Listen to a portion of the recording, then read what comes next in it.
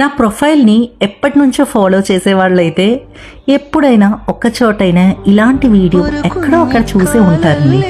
ఎందుకంటే చిన్నప్పటి నుంచి నాకు పెట్స్ అన్నా, చిన్నపిల్లలన్నా, ప్లాంట్స్ అన్నా చాలా చాలా చాలా ఇష్టం. ఈ ప్లేస్కి నేను యూఏఈ వచ్చాక ఎన్నిసార్లు వచ్చానో నాకైతే తెలియదు. ఎప్పుడు ఎన్ని ప్లేసెస్ చూడడానికున్నా ఇక్కడికి వెళ్తే నేను మాత్రం బాగా ఎంజాయ్ చేస్తాను.